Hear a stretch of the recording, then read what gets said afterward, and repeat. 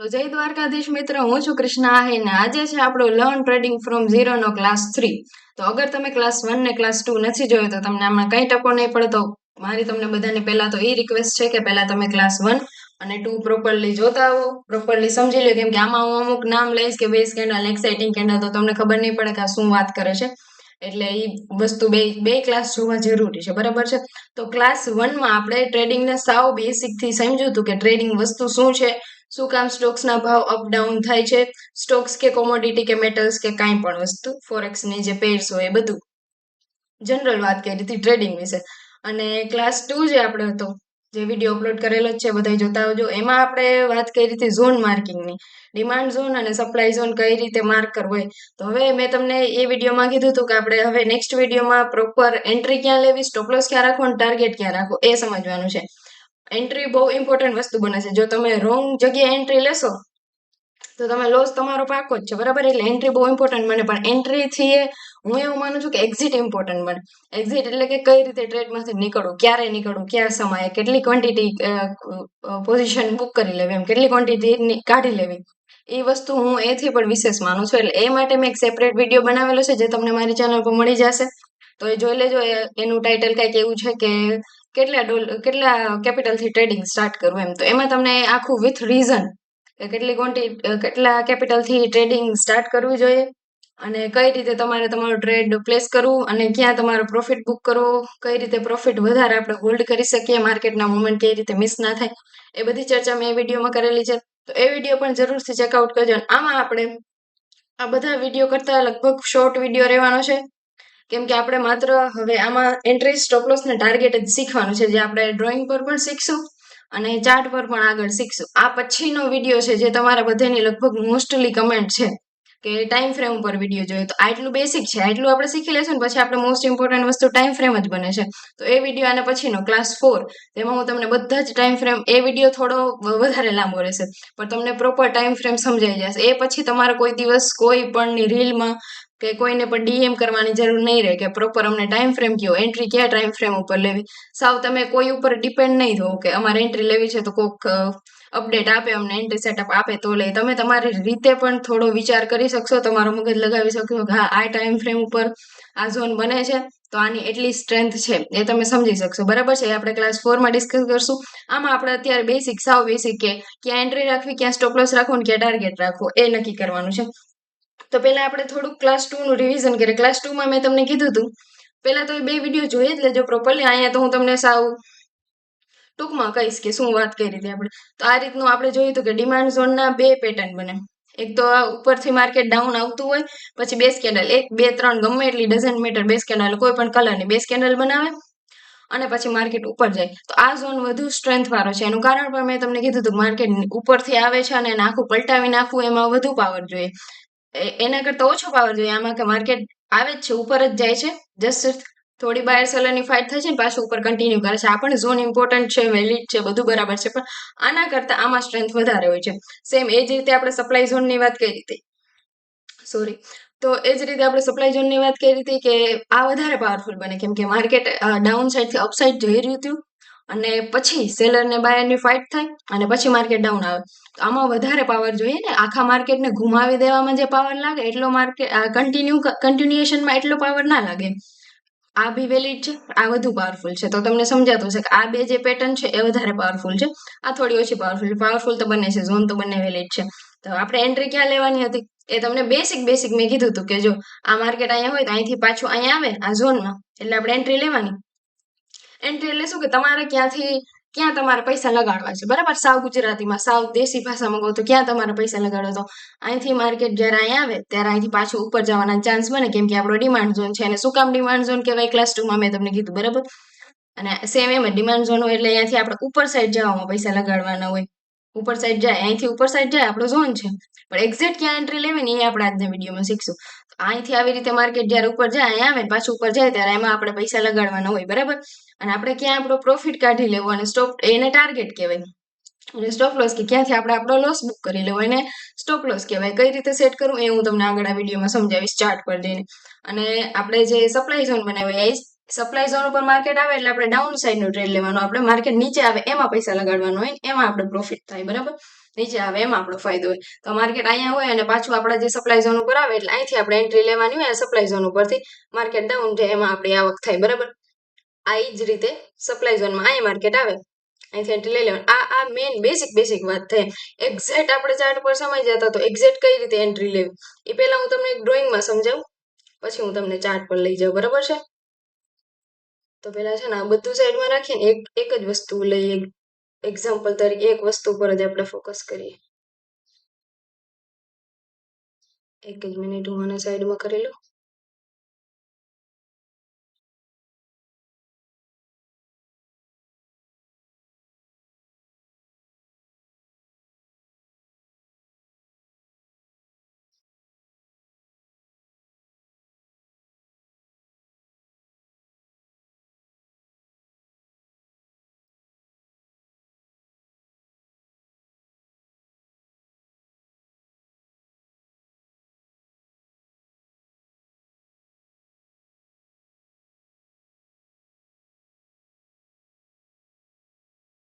તો આપણા એક જે પેટર્ન છે એના ઉપર આપણે ડિટેલમાં સમજીએ, પછી બધામાં એ જ રીતે એપ્લાય થશે. હું તમને એકમાં વ્યવસ્થિત સમજાવું તો તમને પ્રોપર ખ્યાલ આવે કે હું શું કહેવા માંગુ છું, કઈ રીતની વાત કરું છું, બરાબર. તો આપણી એક ડિમાન્ડ ઝોનની બહુ સ્ટ્રોંગ વાળી પેટર્ન છે અને આપણો ઝોન પણ ડ્રો કરે છે. ઝોન ડ્રો કરતા તમે ક્લાસ 2 માં શીખવાડ્યું છે કે કઈ રીતે આની બેઝ કેન્ડલ હોય જે એની બોડી ઉપર હોય, એ ઉપલી લાઈન આપણે એની ઝોનની ઉપલી લાઈન બેઝ કેન્ડલની બોડી ઉપર, નીચલી લાઈન એની વીક ઉપર. જો તમને બોડી ને વીક શબ્દો ના સમજાય કેમ કે તમે આગલા લેક્ચર ના જોયું એટલે એ ફરજિયાત જોવા જ પડશે તમને, નહીંતર આમાં તમને કઈ ટપો નહીં પડે. અને વીક એટલે કે આ લાઈન હોય એ લીટ હોય એ વીક, બરાબર ને. આ એથી પણ નીચી છે એ મેં તમને સમજાવ્યું શું કામ અહીંયા રાખ્યું આપણે ક્લાસ 2 માં. તો આપણે એ ચર્ચા હવે નથી કરતા, એમાં ખોટો સમય બરબાદ નથી કરતા. અને હવે માની લો કે માર્કેટ આવે છે ઉપરથી આ રીતે અહીંયા પહોંચ્યું છે, આપણે એન્ટ્રી ક્યાં લેવાની હોય, નીચે આવે તો છે. એક્ઝેક્ટ આ ઝોનને અડે ત્યારે, કે અહીંયા આવી જાય ત્યારે, અહીંયા આવી જાય ત્યારે, કે શું ખબર માર્કેટ અહીંયાથી જ પાછું જતું રહીએ, તો એક્ઝેક્ટ એન્ટ્રી ક્યાં લેવાની એ આપણે સમજવાનું છે. અત્યારે હું તમને જસ્ટ ડ્રોઈંગ માટે કહું કે તમારી એન્ટ્રી હંમેશા આ જે લાઈન છે આપણી ઝોનની ઉપલી લાઈન એનાથી પણ થોડી ઉપર, અને જે તમારો સ્ટોપ લોસ હોય એ જે આપણે વીક નીચે લાઈન દોરેલી છે ને આ ઝોન છે, બરાબર. આની અંદર જ માર્કેટ રહેવાનું હોય એવો નિયમ હોય, પણ એ માર્કેટ ઉપર ડિપેન્ડ કરે કે કેટલી જોરથી આવે છે, કેટલી સ્ટ્રેન્થ સાથે આવે છે. અગર માર્કેટ અહીં ઉપરથી એકદમ વધારે પ્રેશરથી આવતું હોય તો આપણે અહીંયા સ્ટોપ લોસ રાખ્યો હોય, ભલે અહીંથી જવાનું જ છે ઉપર ઝોન ફિલઅપ કરીને, આપણો ઝોન બહુ સ્ટ્રોંગ છે, હાયર ટાઈમ ફ્રેમનો ઝોન આપણે સિલેક્ટ કર્યો છે, પણ તો એ એવી હરકત કરી શકે કે અહીંથી જરાક આમ આપણો સ્ટોપ લોસ હિટ કરીને જતું રહે. એ માટે સ્ટોપ લોસ પણ આપણો હંમેશા આ વીકથી થોડો નીચે રહેવું જોઈએ, બરાબર છે. એ હું તમને ચાર્ટ પર સમજાવું. માની લો કે આ ટાટા મોટર્સનો છે ને, ટાટા મોટર્સનો ચાર્ટ છે. પહેલા તો આપણે કરંટ પ્રાઇસ માર્ક કરવાની, જેમ આપણે ક્લાસ 2 માં શીખ્યા. તો આ માર્કેટની અત્યારે કરંટ પ્રાઇસ છે, હાલમાં જે માર્કેટ છે ત્યાં. પછી એથી લેફ્ટ સાઈડમાં ડાઉન જોતું જવાનું કે ક્યાં સારી ગ્રીન કેન્ડલ છે. તો આ સારી ગ્રીન કેન્ડલ છે, આ બેઝ કેન્ડલ છે. ત્રણેય ફેક્ટર હોવા જરૂરી છે, ગ્રીન કેન્ડલ હોવાની, બેઝ કેન્ડલ હોવાની, આગલી કેન્ડલ જે પેટર્ન પ્રમાણે ગ્રીન કે રેડ જે હોય તે. તો આપણી આ સ્ટ્રોંગ પેટર્ન વાળું સ્ટ્રક્ચર છે. જો આ જસ્ટ એક્ઝામ્પલ માટે છે, કોઈ આ ટાટા મોટર્સમાં લગાડીને ટ્રેડ લઈ લેવું એવું નહીં કરતા. હું જસ્ટ સમજાવું છું, એજ્યુકેશન પર્પસ માટે છે ને, જસ્ટ એક્ઝામ્પલ લઉં છું, બરાબર. એક્ઝામ્પલમાં તો કોઈ પણ વસ્તુ ચાલે, આપણે શીખવાનો હેતુ છે. તો આ રીતે ઉપલી બોડી અને નીચલી વીક. જો આગલી રેડ કેન્ડલ છે એની વીક આથી નીચે હોત તો આપણે એ વીક સુધીનો આપણો ઝોન બનાવત, બરાબર છે. તો આપણો ઝોન થઈ ગયો. હા, અને ફ્રેશ છે કે નહીં કેમ ખબર પડે આપણે, તો આ કેન્ડલ પછી આ કેન્ડલ ટચ થાય તો ચાલે, બરાબર છે. આ પેલી કેન્ડલ છે ને એ ટચ થાય ને આમાં તો ચાલે, પણ આ કેન્ડલ પછી એકઈ કેન્ડલ ઝોનને ટચ થવી ના જોઈએ. તો નથી થતી એટલે ઝોન આપણો ટોટલી ફ્રેશ વેલિડ છે, બરાબર. હવે આપણે એન્ટ્રી ક્યાં લેવાની, તો હું તમને પરફેક્ટ એન્ટ્રી પોઈન્ટ આપું છું.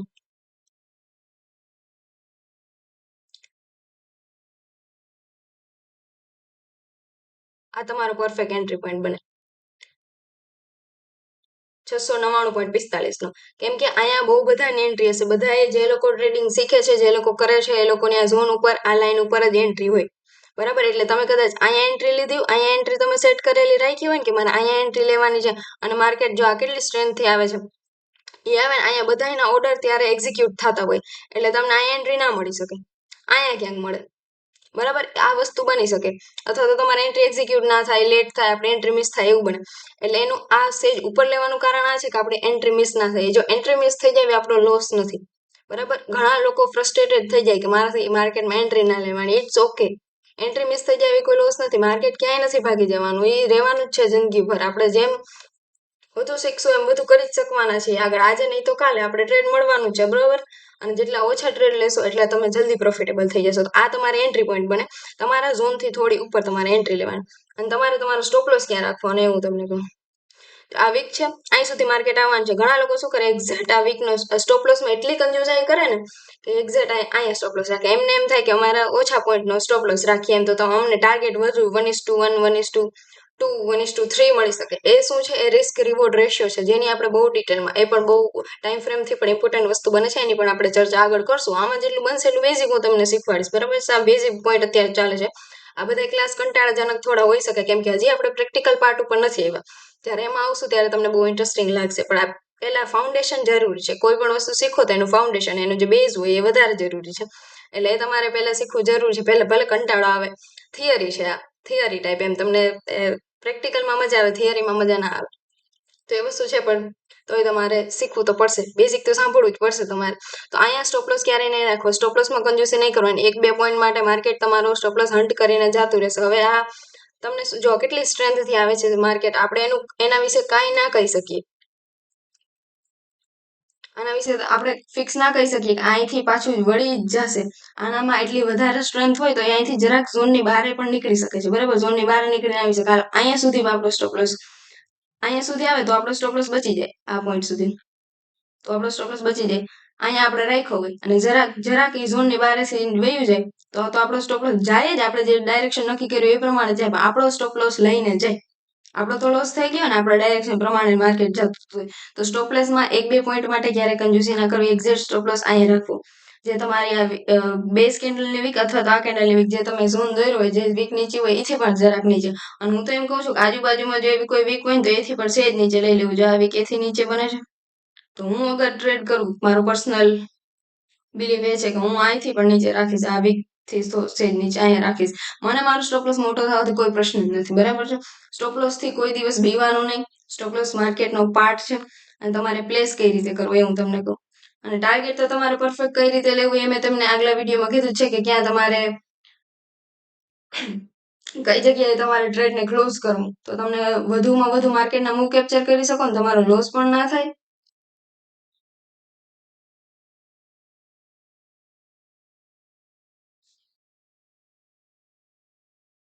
એક જ મિનિટ. તો જો આ બે જે વસ્તુ તમને સ્ક્રીન પર દેખાય રહી છે, 1 મિનિટ હું અહીંયા લઈ લઉં એટલે તમને વધુ ખ્યાલ આવે.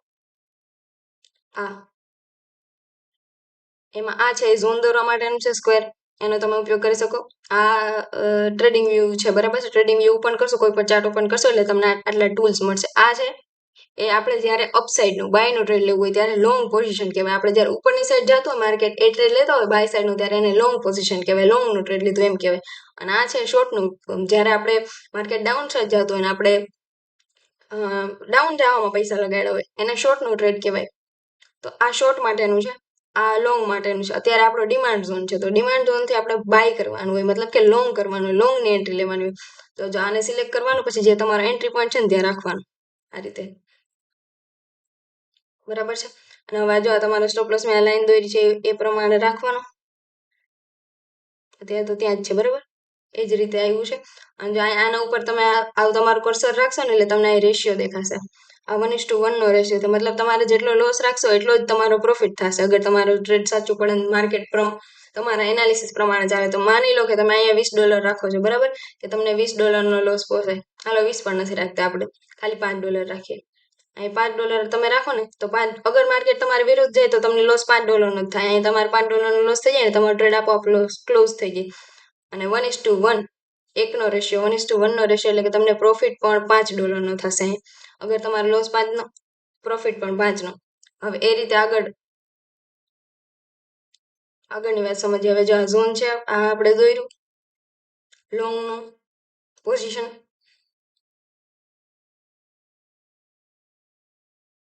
તો જો રેશિયો પર ફોકસ કરો તમે, 1:1 1.5 6 7 8 9 10 ને 2 થઈ જશે.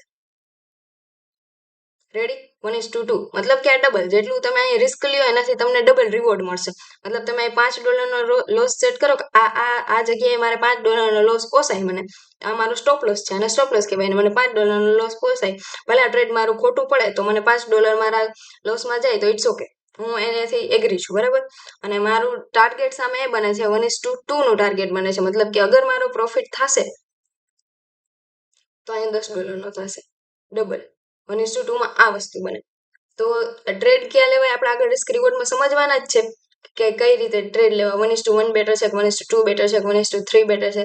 આ બેટર ક્વોલિટીના ટ્રેડ આપણે કઈ રીતે લઈ શકીએ? જો 1:1 કરતા 1:2 બેટર છે ને, કે આપણે $5 રિસ્કમાં $10 કમાઈ શકીએ છીએ, બરાબર છે. એ ટ્રેડ ટુ ટ્રેડ ડિપેન્ડ કરે કે કેટલું તમારી ટ્રેડની, તમારી સ્ટ્રેટેજીની કેટલી એક્યુરેસી છે અને તમે કયા ટાઈમ ફ્રેમ ઉપર ટ્રેડ લ્યો છો, કયા ટાઈમ ફ્રેમ ઉપર ઝોન બનાવ્યો તમે. મોટા ટાઈમ ફ્રેમનો ઝોન હોય તો એ વધુ પાવરફુલ હોય, એ ટ્રેડ એ ઝોન ચાલવાની શક્યતા વધુ હોય, તમારું જે એનાલિસિસ છે એ સાચું પડવાની શક્યતા વધારે હોય, અને એમાં તમને જો 1:2 નો ટાર્ગેટ મળતો હોય તો તમારે એ ટ્રેડને જરૂરથી એક્ઝિક્યુટ કરવું જોઈએ. કે તમને જો $5 લોસમાં, આ તો નાની રકમની વાત થઈ, અહીંયા તમે $500 અફોર્ડ કરી શકતા હોય સ્ટોપ લોસ, તમને $500 લોસ પોસાય તો તમારો $1000 પ્રોફિટ થાય કે ના થાય. આ 1:2 નો પાવર છે, બરાબર. આ રીતે તમને 1:3 વાળા ટ્રેડ કઈ રીતે ગોતવા, 1:4 વાળા ટ્રેડ પણ હોય છે, બરાબર છે. ગોલ્ડમાં તો હું તમને સ્પેસિફિક જો ગોલ્ડની વાત કરું તો ગોલ્ડ તો બહુ જોરદાર મુવમેન્ટ્સ આપે છે. અમુક ટાઈમે તો 1:5 6 ટ્રેડ પણ ગોલ્ડમાં બની શકે, પણ એમાં આપણે હાફ ક્વોન્ટિટી બુક કરતું જવું પડે, જે મેં તમને આગલો જે વિડીયો મૂક્યો એમાં મેં તમને કીધું છે કે કઈ રીતે ક્વોન્ટિટી બુક કરતું જવું પડે. પણ એ ટ્રેડ ગોતતા પણ હું તમને શીખવાડીશ આગળના વિડીયોમાં, સિરીઝમાં તમારે કન્ટિન્યુ રહેવાનું છે. તો આ ટ્રેડ આ વિડીયોમાં તમને પ્રોપરલી સમજાઈ ગયું છે કે તમારે એન્ટ્રી ક્યાં લેવી. તો અહીંયા આ પોઈન્ટ પર એન્ટ્રી લેવી. આ માર્કેટ અત્યારે આવે છે ને કોઈ એવો અખતરો કરે નહીં કે આપણે આજે સમજ્યું છે ક્લાસમાં ના કરી બેસી, બરાબર. આ ડે ટાઈમ ફ્રેમ છે, આ ડે ટાઈમ ફ્રેમ છે, તમને દેખાતું હશે. આ માર્કેટના અહીંયા આવતા બી વાર લાગશે અને અહીંથી પાછું જતા બી વાર લાગશે, બરાબર ને. આ કઈ પ્રોપર એનાલિસિસ નથી, હું તમને જસ્ટ સમજાવવા માટે કહું છું કે કયો ઝોન વધારે પાવરફુલ હોય, તમારે તમારું બાયસ નક્કી કરવાનું હોય. આ બધું પહેલા શીખી લઈએ ને પછી આપણે છેલ્લે સમજશું કે આ બધાને એપ્લાય કઈ રીતે કરવું.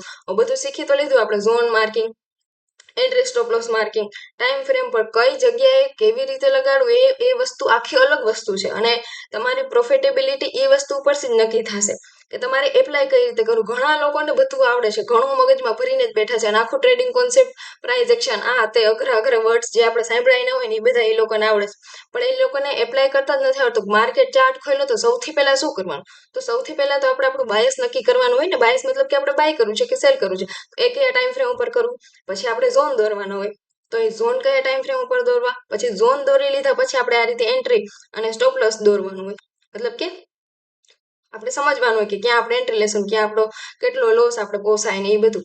એ આપણે કેલ્ક્યુલેશન કઈ રીતે કરવું, એ કયા ટાઈમ ફ્રેમ ઉપર કરવું એ મેટર કરે. અને પછી એન્ટ્રી એક્ઝેક્ટ કયા ટાઈમ ફ્રેમ ઉપર આપણે એન્ટ્રી લઈ લેવી, 5 મિનિટની કેન્ડલમાં લેવી, 1 મિનિટની કેન્ડલમાં લેવી, અને ક્યાં આપણો ટાર્ગેટ રાખવાનો.